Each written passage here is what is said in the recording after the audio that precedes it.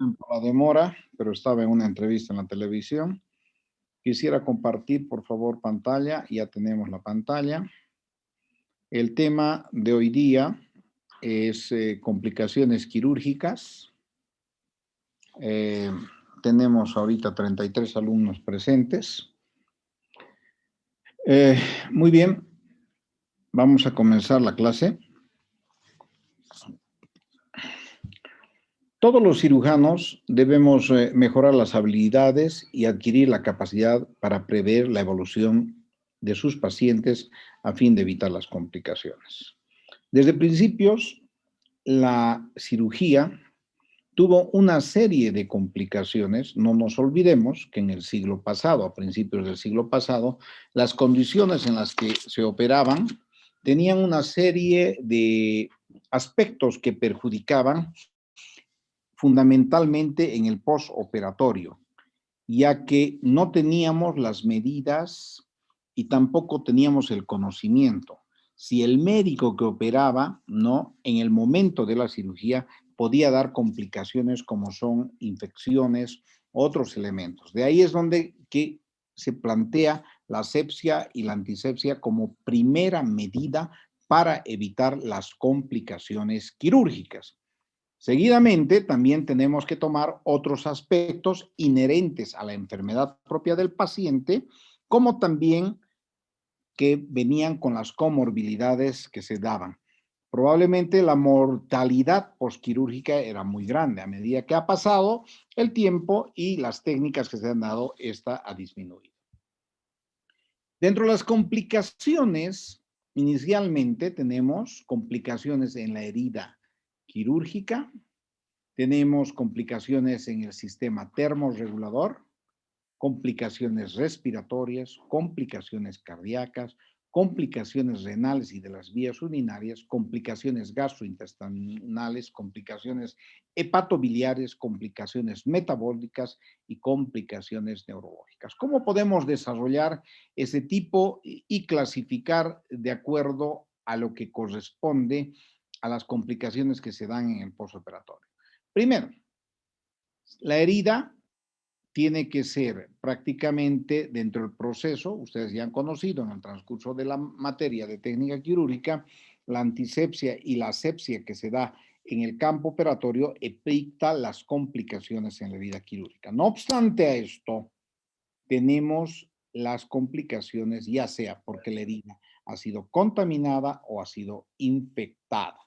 De acuerdo al tiempo en que tenemos la apertura, tenemos las complicaciones que se dan a través de las infecciones, tanto de los gérmenes que tenemos en la piel o de los que se haya podido contaminar si es que éste ha tenido una apertura de la víscera hueca. Otra de las complicaciones que también hablamos es en el sistema termorregulador. No nos olvidemos también de que el tiempo quirúrgico ha mejorado y además el tema de la cirugía mínimamente invasiva ha permitido también de que tengamos menor tiempo y además menor espacio de exposición para que evitar las complicaciones de tipo de infección. Las complicaciones respiratorias se dan, no nos olvidemos que el paciente cuando tiene una anestesia general es intubado y pues tiene que ocurrir un contacto porque se invade al sistema respiratorio con el tubo y para eso se deben tener los cuidados suficientes, pero al margen de eso también tenemos gérmenes oportunistas intrahospitalarios que permiten de que pueda darse las complicaciones de tipo respiratorio. En cuanto al sistema cardiocirculatorio, no nos olvidemos que el tiempo en que está en reposo el paciente, el tiempo quirúrgico en la mesa quirúrgica, como también el tiempo que el paciente necesita de reposo en la cama de hospital, debe tratar de ser el mínimo necesario porque la éxtasis venosa va a ocasionar problemas en el sistema de coagulación, dando los trombos, y una de las complicaciones mayores es el tromboembolismo pulmonar. De la misma manera, una vez que se da la anestesia general, a nivel renal, tenemos nosotros que evitar una insuficiencia renal aguda, manejando correctamente los líquidos y además coadyuvando la enfermedad que ha ocasionado la necesidad quirúrgica que se da. No nos olvidemos también de que a nivel gastrointestinal, una vez abierta la cavidad peritoneal, también existe prácticamente una parálisis intestinal, disminuye la circulación y uno de los elementos importantes en el peristaltismo que se tiene en las vísceras es de que la movilización temprana para evitar tanto los trombos como también para que el sistema, principalmente el intestino, a través de su motilidad y el peristaltismo pueda volver a restituir la función. De la misma manera, también tenemos algunas drogas que son hepatotóxicas, algunos medicamentos, y se tiene que tener el cuidado para enfermedades hepatobiliares. De la misma manera también, viendo el sistema metabólico y el sistema neurológico, se tienen que cuidar. En cuanto a las complicaciones de la herida quirúrgica, ya les había dicho de que la infección puede ocasionar la dehiscencia de la herida. Y esto ocurre en una etapa mediata del postoperatorio que puede ser total o parcial. La parcial puede detectarse por el drenaje cero sanguinolento que se da y pues el paciente debe regresar a quirófano para explorar la herida.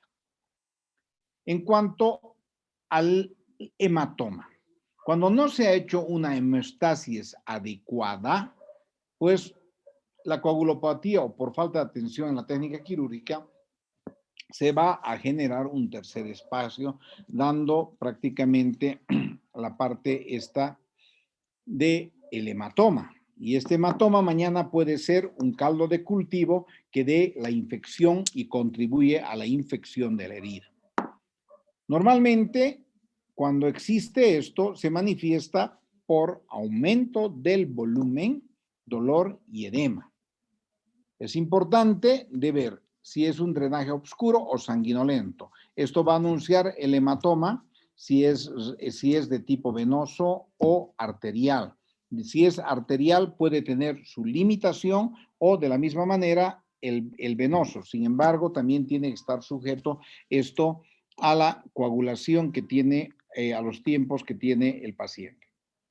Cuando esto ocurre, ¿no? Se descubre en el postoperatorio inmediato y hay que evacuarlo para evitar las infecciones. Infección. Ya habíamos dicho de que hay infecciones en las heridas, ¿no? Que son las intrahospitalarias más comunes. Sin embargo, los gérmenes intrahospitalarios también dan complicaciones mayores, principalmente los anaerobios. Cuando existe la infección, lo primero que tenemos es la famosa tetrada de Celsus, donde hay rubor, calor, hinchazón, dolor. Y algunas veces hay una fiebre, ¿no? En el 5º a 6º día postoperatorio.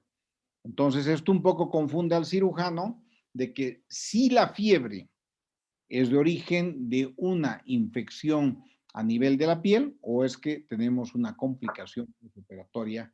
En este caso, ya se debe abrir la herida, se debe drenar ese absceso y luego se debe colocar un apósito, pero fundamentalmente este absceso o esta pus que se ha rescatado debe ir a un cultivo y a un antibiograma que permita también ver con qué tipo de antibióticos vamos a combatir la infección. Durante el cambio de apósito debemos inspeccionar la herida para ver si necesita una exploración o el drenaje ha sido suficiente. Cuando hay la presencia de necrosis, se debe pensar de gérmenes anaerobios, como el Clostridium perfringens, que tiene una capacidad de réplica muy importante en el tejido celular subcutáneo, y esto nos estaría dando una gangrena gaseosa que a veces es mortal por el grado de avance que tiene a nivel de el tejido celular subcutáneo, que es es un lugar de cultivo para los gérmenes anaerobios. Se debe hacer el cultivo de toda herida como líquido y se debe utilizar antibiótico terapia cuando existen signos de infección y el lavado exhaustivo de la herida quirúrgica. Podemos hablar también de las hernias postincisionales. ¿Recuerdan cuando hablábamos de las incisiones a nivel de la pared anterior y teníamos los cuidados cuando habíamos de la incisión mediana a nivel de la línea blanca o la paramediana pararrectal externa, que generalmente a veces lesiona algunos nervios y esto produce la parálisis y esto nos puede dar una lesión postincisional y esto también nos daría una dehiscencia de la sutura. Se realiza también las hernias postincisionales por obesidad, por trastornos en la formación colágena y pueden estas permanecer asintomáticas por un largo tiempo o cuando existe dehiscencia por infección de la sutura nos va a dar estas hernias postincisionales. Habíamos hablado de las complicaciones a nivel del sistema termorregulador. Y esto es un descenso de la temperatura corporal menor a 35 grados. Los mecanismos son por radiación, pérdida en el ambiente, conducción, contacto, evaporación, también por pérdida de vapor, ¿no? Por la transpiración, respiración por la exhalación y además también el paso de aire frío por el cuerpo.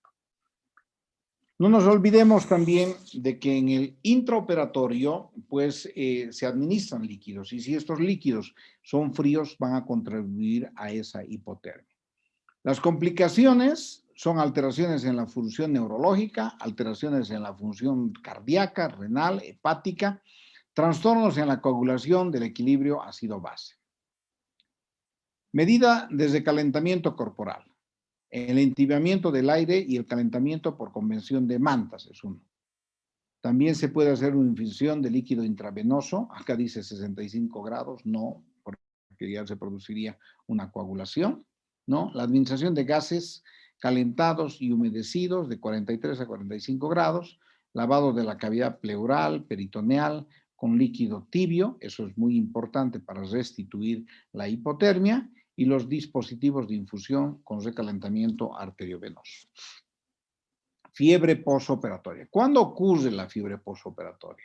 Es el aumento de la temperatura, sobre todo, ¿no? Sobre todo, esto ocurre en los 37 grados centígrados, mayor, y las causas de la fiebre son abscesos, bacteremia, cuerpos extraños, endocarditis, faringitis, meningitis, úlceras de decúbito infectadas y tromboflebitis.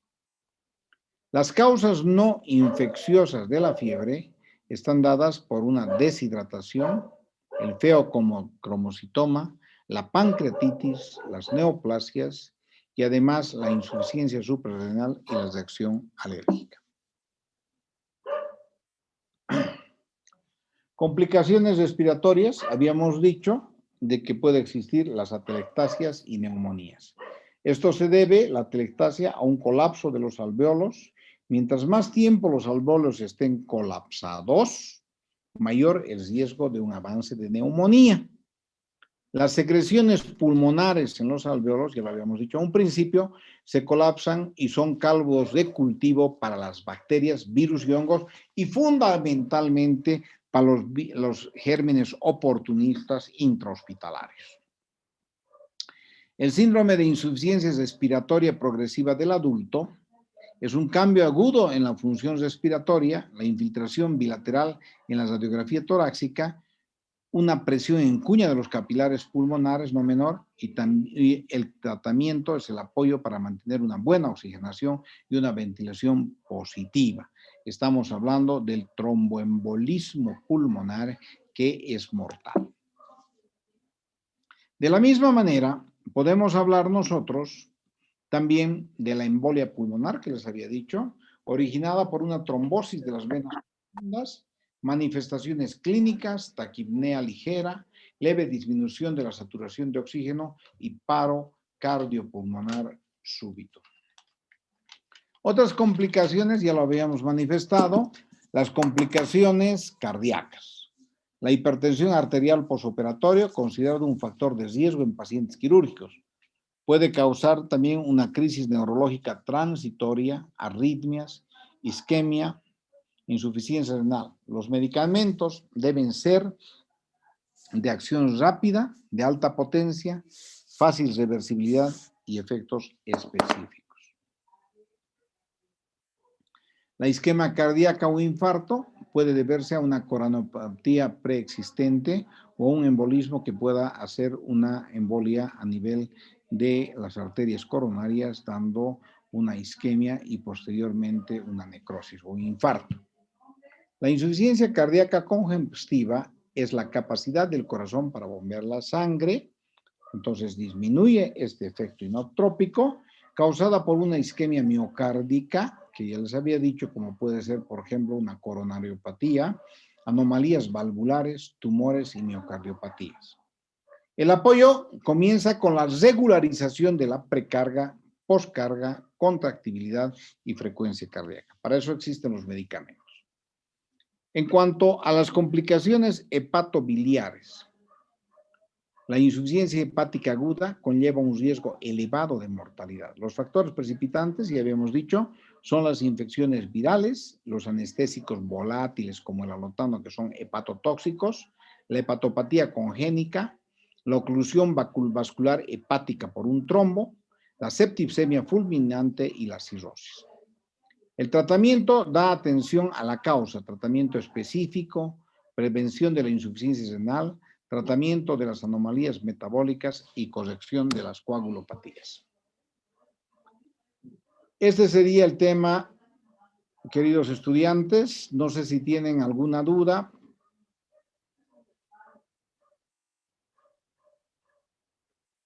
Hello. No, doctor. ¿Me escuchan? Sí, doctor, se lo escucho. ¿Tienen alguna duda? Bien, hemos concluido la clase, ¿no? Y repasen un poco la teoría, que esto les va a ayudar. Muy buenas noches. Gracias, doctor. Buenas Sí, noches. doctor. Buenas noches, doctor. Doctor.